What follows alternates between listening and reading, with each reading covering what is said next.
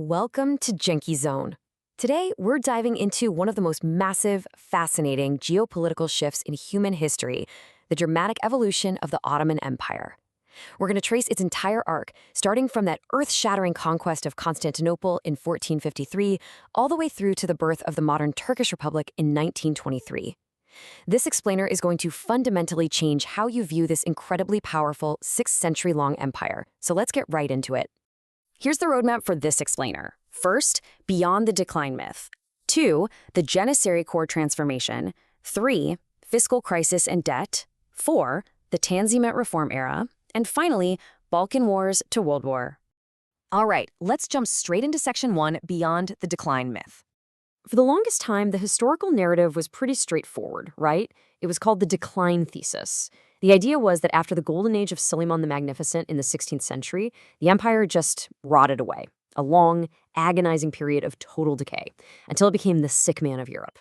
Well, modern historians have completely scrapped that idea. The new consensus? It's all about transformation and adaptation. The empire wasn't just stagnating, it was actively adjusting to huge global shifts, like the discovery of the New World and those rapidly changing global trade routes. Just to give you an example, to keep pace with their European rivals, the Ottoman state totally overhauled its military structure. By the 1690s, get this, an impressive 50 to 60% of their army consisted of musket-wielding infantry. This was a dynamic, evolving bureaucratic state actively dealing with global monetization. It was absolutely not some stagnant relic of the past. Moving on to Section 2, the Janissary Corps transformation. If we really want to understand the empire's evolution, we have to look at the divshirme, or the blood tax system. It was ruthlessly systematic. The state recruited young, highly intelligent Christian boys, mostly from the Balkans. They took them from their families, taught them the Turkish language and the Islamic religion, and just molded them through this incredibly intense military training. The core pillars here were strict discipline and absolute, unquestioning loyalty to the Sultan. And to make sure that loyalty was undivided, they were strictly forbidden to marry or even pursue outside trades. I mean, they were a pure war machine. And it was exactly this unbreakable discipline that allowed Sultan Mehmed II to actually conquer Constantinople back in 1453. But, that kind of rigid discipline rarely lasts forever.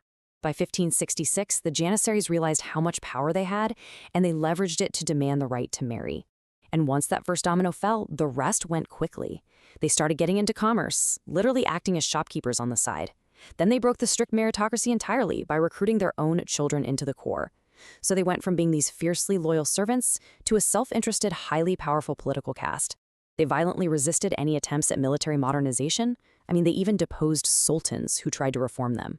Finally, in 1826, Sultan Muhammad II realized the empire was literally not going to survive with this rogue military holding the government hostage. In what's known as the Auspicious Incident, he brought in modern artillery, fired point-blank on their barracks, and aggressively disbanded the Janissaries once and for all. So put yourself in the Sultan's shoes for a second. How would you have handled a completely disobedient, elite military guard that could overthrow you at any moment? Would you try some slow, careful reform, or was a violent purge like the Auspicious Incident literally the only way out? Share your strategies with us down in the comments. Okay, Section 3, Fiscal Crisis and Debt. Now, finally getting rid of the Janissaries opened the door for military modernization, but doing that while also fighting constant wars cost an astronomical amount of money.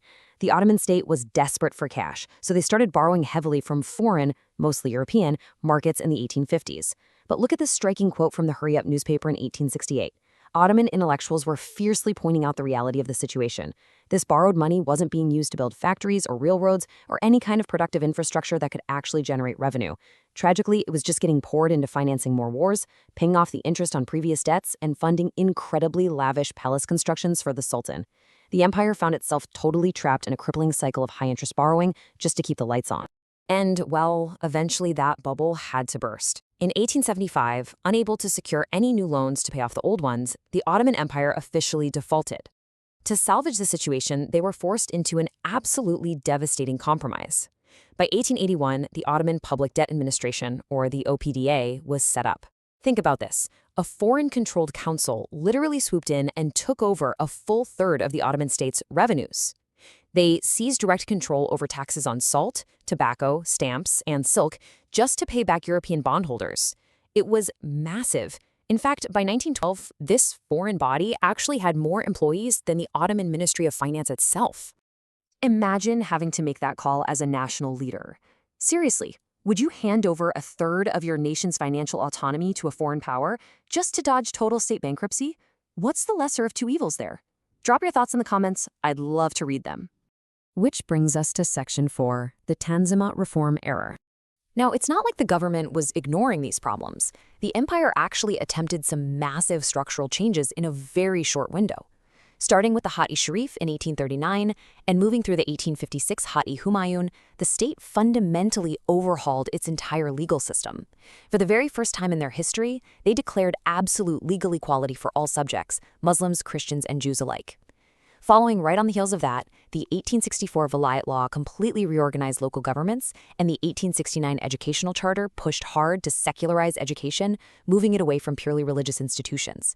Basically, they were frantically trying to build a modern, westernized bureaucratic state from the top down. The ultimate goal, tying all of these reforms together, was the Ottomanism experiment.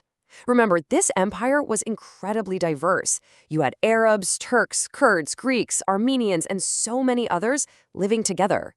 Ottomanism was this sweeping, super ambitious attempt to replace all those centuries-old ethno-religious divisions with one single, unified, secular identity. They basically wanted everyone to feel Ottoman first and foremost. But this grand experiment ultimately failed.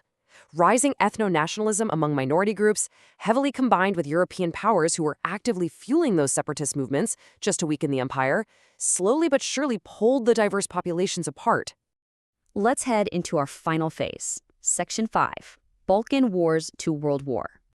The real breaking point for the empire came with the Balkan Wars. In 1912, a unified alliance of Balkan nations attacked the Ottomans, and the Ottoman military, which was severely hampered by outdated tactics and crazy internal political chaos, suffered a massive, completely humiliating defeat. They lost almost all of their European territories, including highly strategic cities. Now, they did manage to claw back a tiny fraction of this land during the Second Balkan War in 1913, but the foundational damage was irreversible. Their military reputation was totally shattered, their political legitimacy was hanging by a thread, and millions of Muslim refugees were forced to desperately flee into Anatolia. So here's a strategic question for you. Looking at those catastrophic territorial losses, do you think teaming up with a major power like Germany was pretty much inevitable for the Ottoman state's survival at that point? Tell us your geopolitical read of the situation down in the comments. Because internally, things were shifting fast. Following the 1908 Young Turk revolution, the absolute power of the Sultan was drastically curtailed. Eventually, a political faction known as the Committee for Union and Progress, or the CUP, took total control. They moved completely away from that inclusive, multi-ethnic idea of Ottomanism we talked about, and instead pushed a very new, rigid brand of Turkish ethno-nationalism. Desperate to get back the land they lost in the Balkans and facing a world rapidly descending into global conflict, this CUP-led government forged an alliance with Germany. And it was a disastrous miscalculation. Entering World War I resulted in severe military defeats across multiple fronts and ultimately left the Ottoman Empire with the highest per capita death toll of any nation in the war. During this massive global conflict, the CUP government issued the Temporary Law of Deportation in 1915. According to the historical sources, this wartime policy effectively authorized the forced relocation of the Armenian population. It was carried out with extreme brutality, resulting in the perishing of an estimated 1 million Armenians, an event that is recognized historically as the Armenian Genocide. The unraveling that followed was incredibly rapid. By the end of World War I in 1918, the empire was completely defeated, and Allied powers immediately began carving up the remaining Arab-majority territories into mandates. However, over in Anatolia, a successful Turkish War of Independence aggressively pushed back against those Allied partition plans. By 1922, the Grand National Assembly officially abolished the centuries-old Ottoman Sultanate, putting a definitive end to the dynastic rule. And finally, in 1923, the modern independent Republic of Turkey was formed out of the ashes of the empire. Which leaves us with one final, really profound question to ponder as we wrap up this explainer. After 6 centuries of immense global influence, adapting from medieval conquerors to a modernizing, complex state, was the fall of the Ottoman Empire a tragic collapse of a multi-ethnic society, or was it just the necessary, unavoidable birth of modern nation-states in the Middle East and Europe? Take a moment